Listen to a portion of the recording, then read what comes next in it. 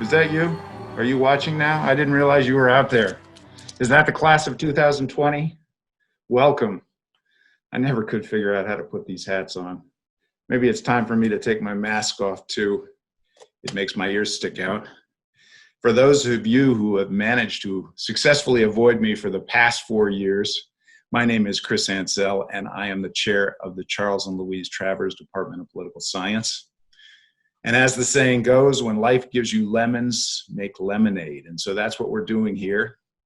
With your contribution of photos and with the help of department faculty and staff, and the recipient of this year's department citation, we have made Lemonade, a video to celebrate you, the 2020 political science graduates. I want to start this off by giving your parents and family a sense of what you've had to live through this semester. And I can't think of any more fitting way to do it than to deliver a little Zoom lecture. Stop your groaning. I promise not to send you to breakout rooms, and you don't have to take notes. I'm going to post this on B courses later. First, let me set my virtual background. As you know, this takes a few seconds, maybe even minutes in some cases. Okay, let's try a few things. What do you think of this one? I do love Hawaii, but maybe that's a little bit too dynamic in the background. How about try this? Star Trek, anyone? Any Trekkies out there? Or is that my generation and not yours? Okay, let's try something a little bit more neutral. Bay Area. How about that one? A lot of people use this one. Okay, let's settle on that. And now let me share my slides with you. Again, takes a second. And there we go. So now we're all set. As you can see, the title of my lecture is Remembering That You Are Part of a Great and Glorious Tradition at Cal, but why the class of 2020 is so special. You are fortunate, of course, to be graduating from a great university and a great department of political science. But one of the reasons the class of 2020 is so special is because this year, the university is celebrating 150 years of women at Berkeley. There's the class of 1900 senior women in their Reuters cap, a fashion that has luckily gone extinct. If this year's department citation recipient and university medal finalist, Varsha Sarveshwar, is any indication, this tradition is alive and well at Berkeley. Though fashions have thankfully changed a bit. Another reason, of course, that the class of 2020 is so special is that you've survived a momentous event in history. So momentous, in fact, that commencement has only been canceled once before in the history of Cal. So like a good professor, let me put that in historical context for you. In 1906, there was a major, devastating earthquake in San Francisco, as you probably know, which is counted as the deadliest natural disaster in California history. And as you know, we've had a lot, and yet the university managed to hold commencement less than a month later. In the fall of 1918, the great influenza struck Berkeley, as it did the rest of the world, and students had to learn to wear their masks to class. Well, at least they got to go to class. Spring semester, of course, had to be delayed by 2 weeks, but the university was still able to pull off commencement in the Greek Theater that May. During World War II, another momentous event, the university even managed to increase the number of commencements it held from up to three a year in order to graduate people faster. The only time that the university actually had to cancel commencement was in 1970, when things got a little bit tense between students and campus authority as the result of protests over the Vietnam War. So, class of 2020, you are special. In fact, you are nearly exceptional. We may not have been able to hold an in-person commencement this year, But when life gives you lemons, make lemonade. And that's what we've tried to do. So let's hear what others have to say about the class of 2020. Hey everyone, my name is Varsha Sarveshwar, and I'm so honored to be this year's recipient of the Political Science Departmental Citation. This is such a weird and difficult time to be graduating. I'm sure so many of us are concerned about what the job market looks like, what the economy looks like, what the rest of our lives look like. It really wasn't all that long ago when things were normal, but it feels like the distant past now. I wish I were speaking to you all in the Greek theater, not because I had an amazing speech to give or anything, but because celebrating with you all in person was something I was so looking forward to. I'm not sure there's anything I can say that would fully address all of the complicated emotions we're feeling. What I can say is this. I think now, more than ever, it is clear that who does and doesn't get elected really matters. That underfunding of public health departments really matters. That partisan polarization really matters. That international trade and supply routes and institutions really matter.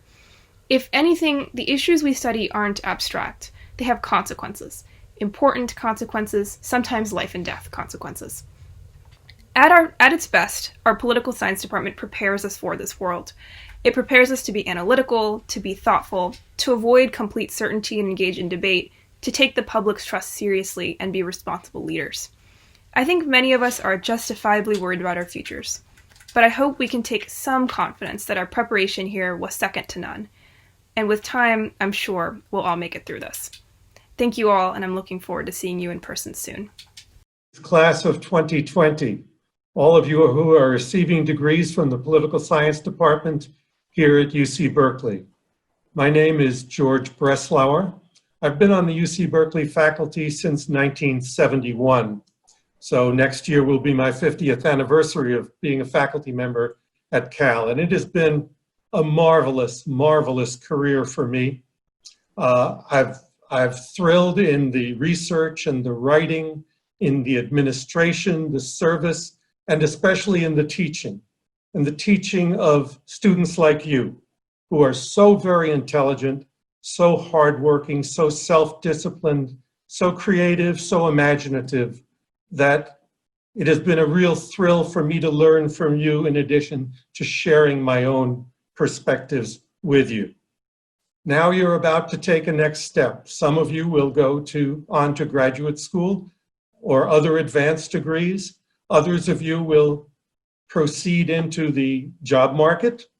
But you may go into any numbers of sectors of the job market in this country or abroad. It might be the for-profit sector or the non-profit sector, the governmental sector or the non-governmental sector, the business world or social movements,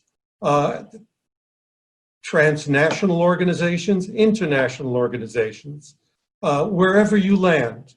Wherever you land and wherever you seek to pursue a career of what I hope for you will be thrill and satisfaction, please strive to be a leader. I like to divide people as between leaders and followers, but then I also like to divide people as between givers and takers. Takers are those who ask, what's in it for me? And that's all they're exclusively concerned with. Givers are interested in larger goals, interested in giving of themselves in order to pursue the alleviation of problems. And leaders are people who aspire to build organizational cultures. Leaders are people who inspire others by modeling behavior for them. And these are the types of people that I hope you will become. Leaders who are givers. And you do not have to rise to the head of an organization. If you're in the private sector, you don't have to be a CEO in order to be a leader.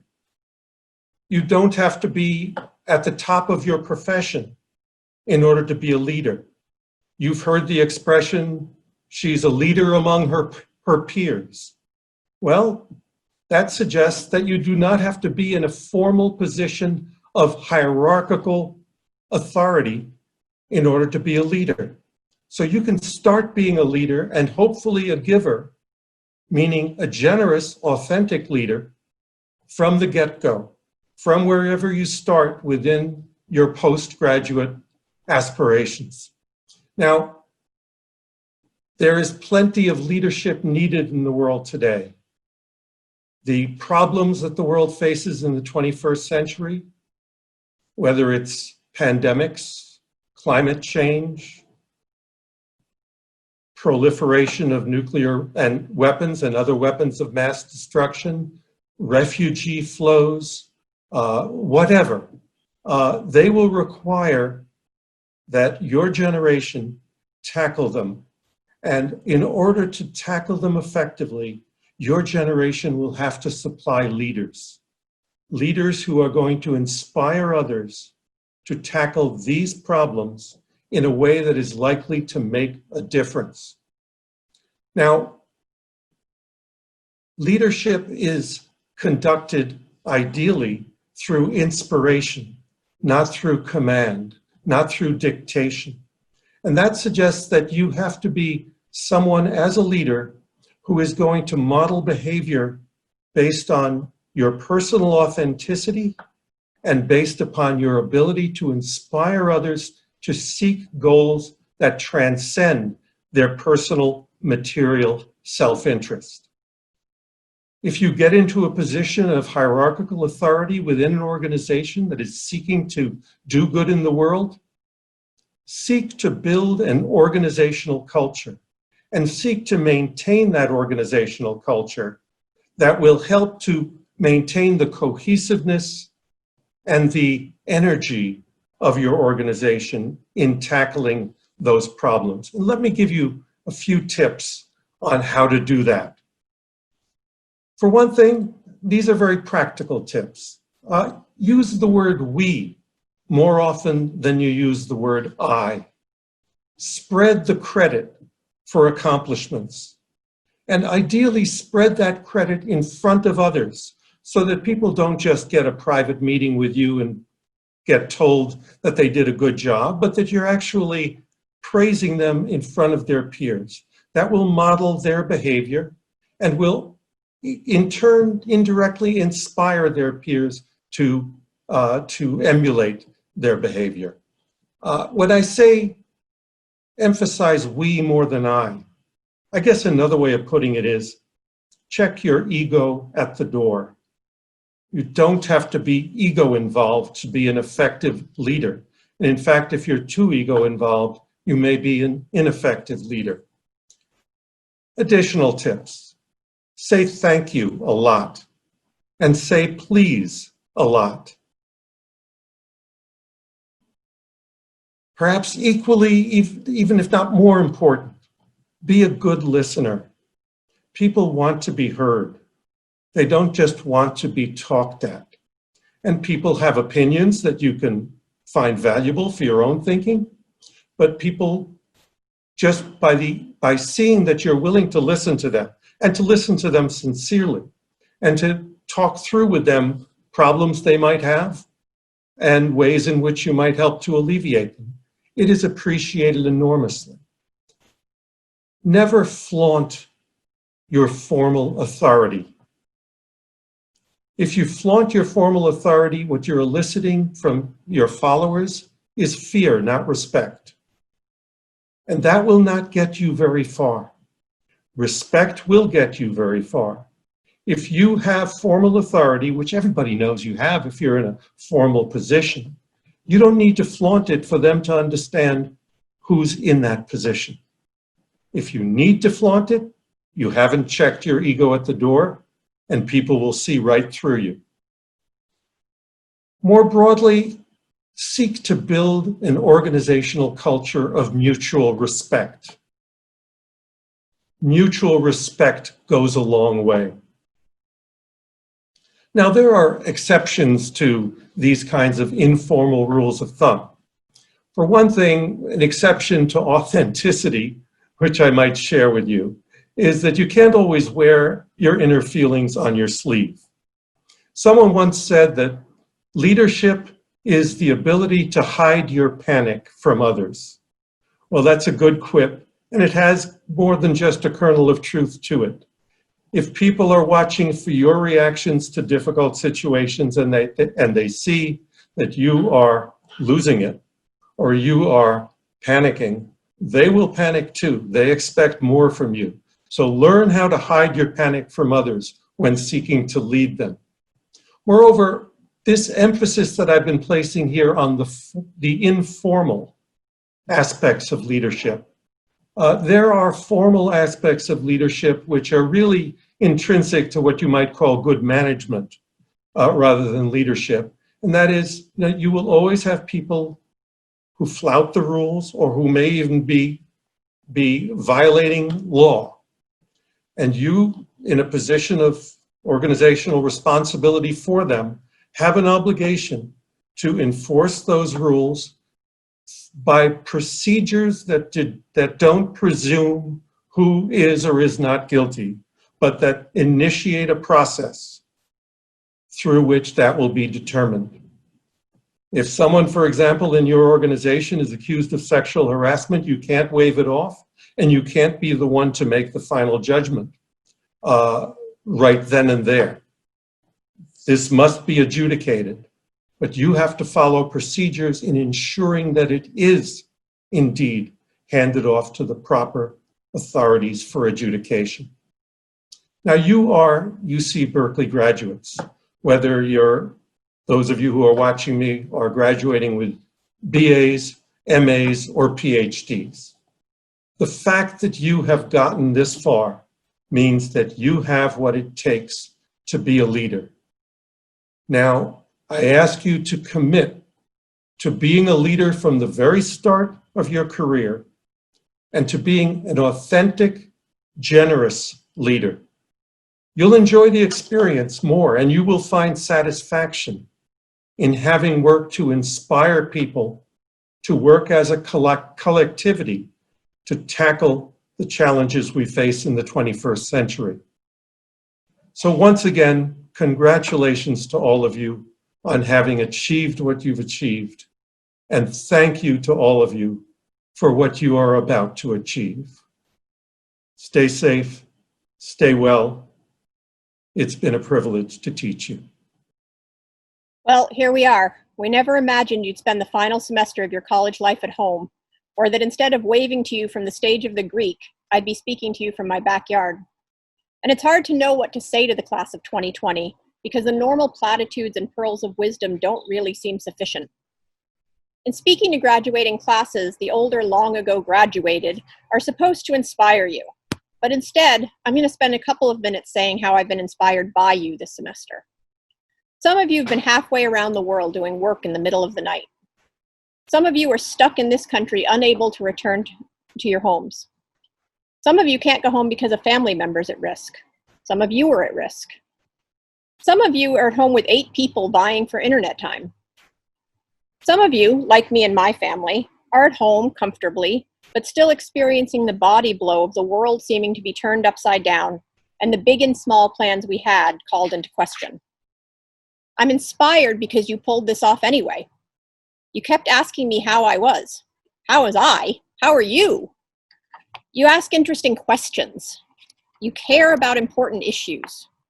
You often have a righteous sense of injustice. So righteous sometimes that we, again, the older and long ago graduated, try to tap it down, to tame it. Don't let us. Let us guide you and channel your energy, but not stifle you.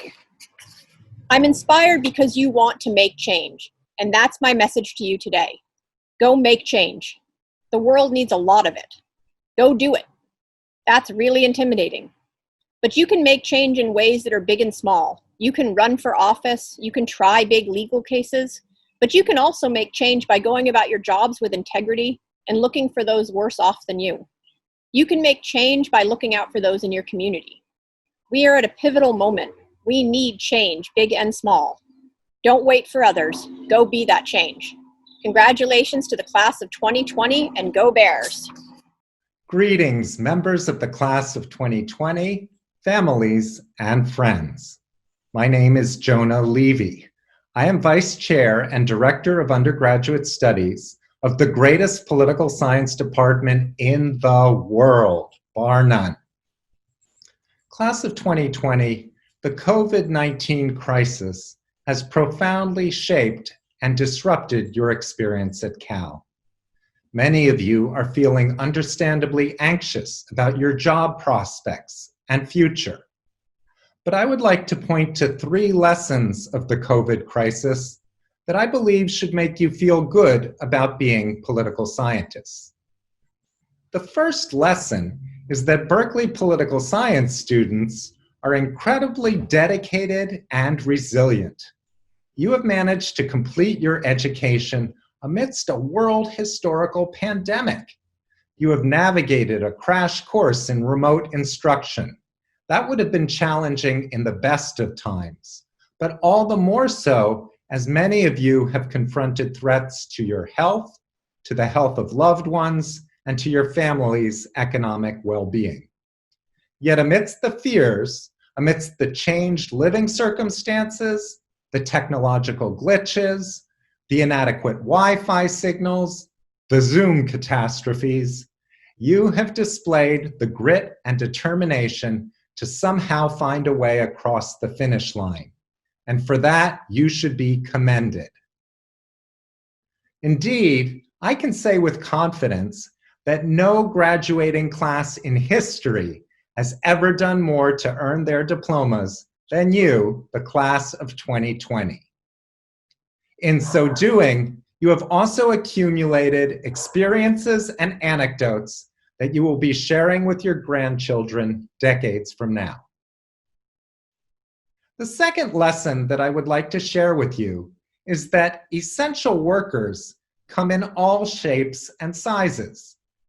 Many of you aspire to become politicians, business executives, and yes, lawyers. And that would certainly be fine. But what the pandemic has taught us is that high income, power, and prestige are not the only ways to measure success. A number of supposedly ordinary workers whom we have perhaps overlooked in the past, nurses, delivery workers, cashiers, are the new heroes of 2020.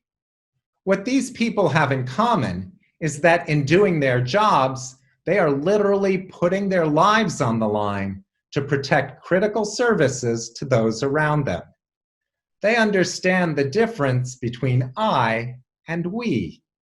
They understand that every individual is part of a broader community and that no one succeeds or even survives alone.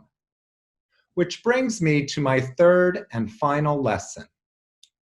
That lesson is that in this day and age, a much maligned degree in political science is perhaps more valuable than you or your parents may realize.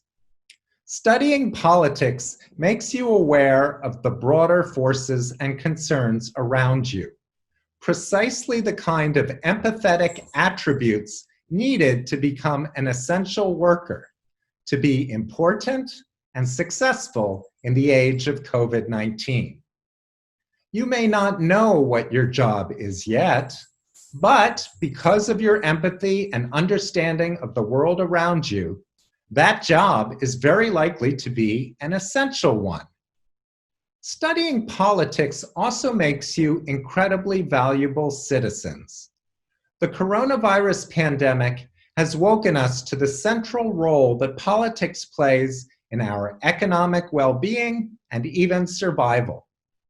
Contrary to recent myths, nation-states are not becoming obsolete, displaced by the forces of economic globalization.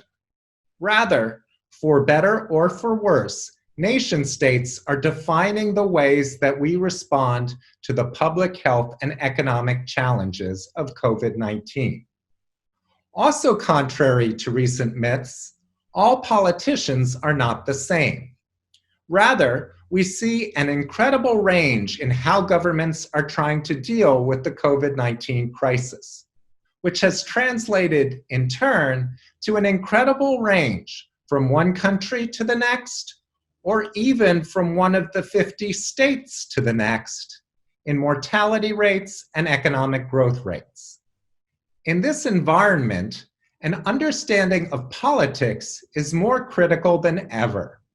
Our country needs people who understand the world around them, like you do. Our country needs people who care about their fellow citizens and want to make the world a better place, like you do.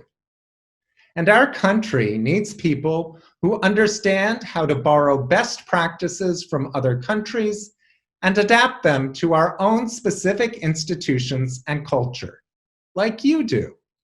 In short, our country needs well-trained political scientists, just like all of you. So in conclusion, class of 2020, after this ceremony, I invite you to enjoy your well-earned degrees and to celebrate, in moderation of course, whether in person or remotely with friends and loved ones. Tomorrow, though, whatever state you may be in after a night of celebrating, there's going to be a lot of work to do. You need to show the world what Cal Political Science graduates can do to help us get through this terrible pandemic, to get through collectively, with concern for all citizens, and deploying the best tools of science and public policy available. I have no doubt that you will continue to rise to the occasion, amazing and inspiring us in the years ahead. So congratulations, class of 2020. And most important of all, go Bears! Class of 2020, congratulations. Oh, but what a world you're stepping into. The challenges were already overwhelming before the pandemic. There was the climate crisis, the global crisis of democracy. There was the unsustainable economic order, one increasingly dominated by finance and extreme inequality, one built on the unsustainable principle of endless growth, and one in which the ever-expanding gig economy is turning even professionals into precarious workers. There was a global order, so unequal, so little able to provision or protect the lives on the downside of that inequality, that it was routinely hemorrhaging and erupting, politically, socially, culturally, militarily. And then into all of this came the pandemic, a crisis of its own, but also intertwining with, intensifying each of these challenges. And yet, before the pandemic, there was also this. Your generation knows things, important things, things that open up a better world.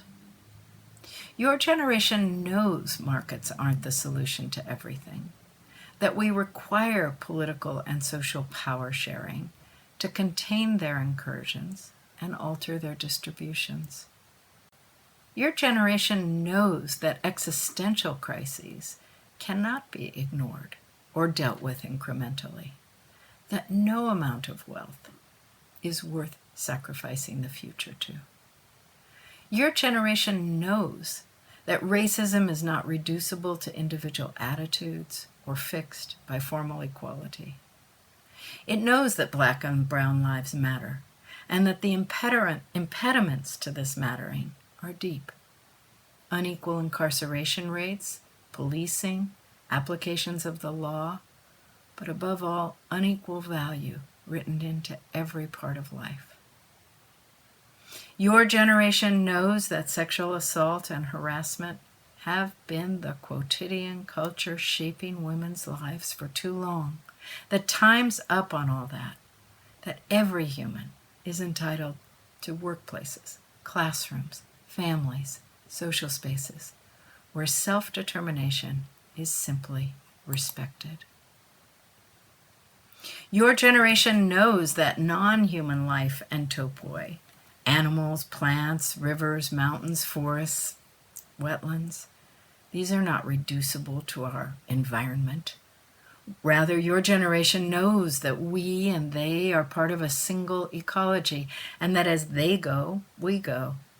And recognizing this is fundamental to securing a future for the planet and for us. Your generation also knows how to do beautiful and amazing things with digital technologies, how to make art and knowledge, humor, spaces of mourning, social and political movements with them. It knows how to generate overnight 100,000 hits on a fabulous new song, or a scene of political outrage, or a powerful new petition. Your generation knows the perils, too. It knows that social media can be violent, cruel, or softly soul-killing. It knows that no one should live or die by the internet. It knows that we must become thoughtful and wise about this instrument, lest it become our master rather than our servant. Your generation knows that vulnerability is not weakness, that difference is not endangerment, that we must affirm our interdependence or perish. It knows that small changes matter and big ones are not to be feared. Your generation knows how to laugh at itself and how to dance, even in a pandemic. All of this and more, your generation knows, and it is making extraordinary, unpredictable alchemies of new powers from this knowledge, and with those, the beginnings of a different world. So today, we celebrate you. Tomorrow, we follow you. Go forth. Congratulations. Hello there, everyone. One last time, I get to have your attention. Greetings to all of you from Kuala Lumpur. Swam all the way here. That's why it took me so long to get this message recorded for you. I know what you're expecting me to say. You're expecting me to say things like, congratulations, you're graduating from the #1 public university in the world. But you know what? You know that. So I'm going to tell you things that maybe you don't know. If you know me from my class on the politics of Southeast Asia. You might want to ask yourself the question, why did I take that class? You took the class because you have a sense of adventure. You have a sense of wanting to challenge yourself. Because why would you take a class in Southeast Asia? Well, you do it because you want to learn new things. And that's what I'd like you to take away with your education more than anything, is to never forget how important it is to discover new things, to learn new things, to hunger to learn those new things. If you were in my class, I think we had a lot of fun. I think we covered a lot of very serious things. I hope it gave you a new perspective, even on how you see things in America. And I hope it gives you a different perspective on politics in general. The point is that it's easy to think you're leaving Berkeley and this stage of your life is behind you. But the reality is that what you really learned to do at Berkeley was to think and to learn. And even though you might be getting that degree, and yes, congratulations on working so hard to get there, the real trick is at this point to never stop doing what you learned here, which is to learn. If I can help make that happen, please let me know. As you know, I hope I was able to prove to you just how interesting Southeast Asia is, but I also said, how do you keep it going? You can, read some novels from Southeast Asia, watch some TV shows, watch some movies, and of course, eat good food. And I would be just so happy to hear from you if you ever get a chance to travel to Southeast Asia, or if you eat a great Thai meal and you want to share a review with me, send me an email, keep in touch. Last thing I want to say is, if you feel like things are uncertain, you heard me say if you travel to Southeast Asia and you're thinking, will I ever travel to Southeast Asia?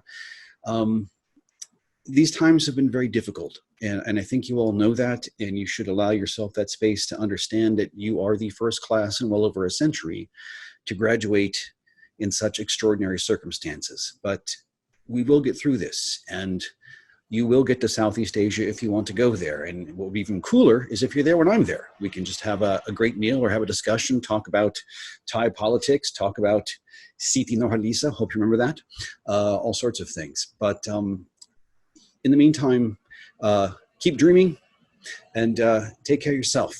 Take care of your family, take care of your loved ones, take care of each other. And I hope to see you again very, very soon. All right, everyone, take good care.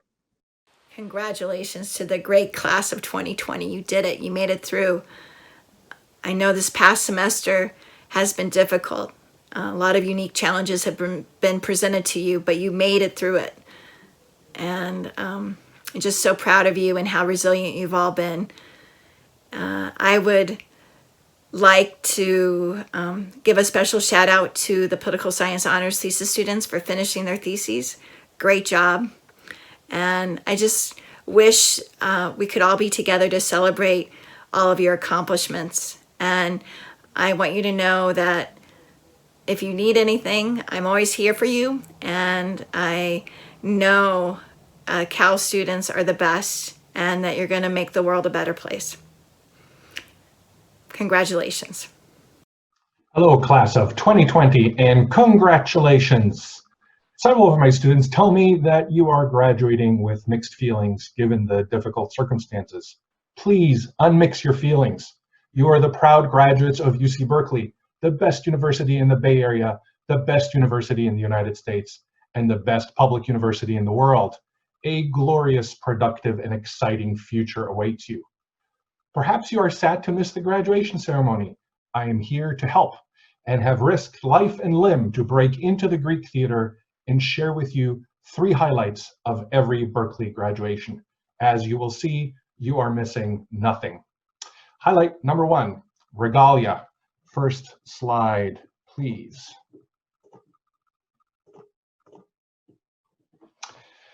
Were it not for the great gift of Zoom, we would all have to wear these silly costumes. As you can see, I look like a cross between Superman and Dumbledore. The origins of these silly outfits are in the early 14th century when scholars at Cambridge University decided that students were dressing inappropriately for the occasion. That's why graduates wear black robes, a symbol of the seriousness of their scholarly undertaking. The robes and cap and hood are all carryovers from a time in which medieval universities were dominated by monks and clerics.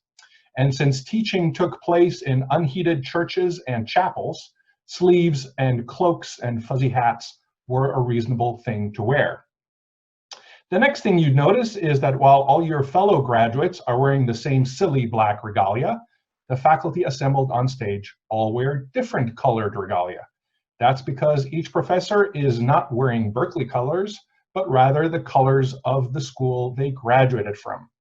In 1895, a commission of American universities drew up the American Academy Costume Code, which dictates these colors. That is why in this picture, the graduate student next to me is wearing Berkeley blue and gold. He was on his way to receive a Berkeley PhD. I am wearing red, the color of shame, because my PhD is from an inferior private school not far from here. Shame, deep shame. What else? Oh yes, you're missing the reading of the names, literally the most boring 45 minutes of your life. Since I don't have a complete roster of all of your names, let me just read through this dictionary here. Music, please. Aardvark, aback, abalone, abandon, abase, abate. 7 hours later. Zone, zoo, I can't be right. Zoology, Zoom. Okay, stop the music. See, you missed nothing. And finally, last but not least, the speeches, the long and endless speeches. I'm not good at making speeches, but have managed to track down the source of wisdom for most graduation speeches. Fortune cookies. Students and parents, know this. To the world, you may be one person, but to one person, you may be the world. And do not forget, the only people who never fail are those who never try. And no matter how far you are from Berkeley, a person of words and not deeds is like a garden full of weeds. Yeah. See, you missed nothing. Graduates of the class of 2020, Godspeed. I'm so happy for you. I'm so proud of you. Mazel tov. Hooray!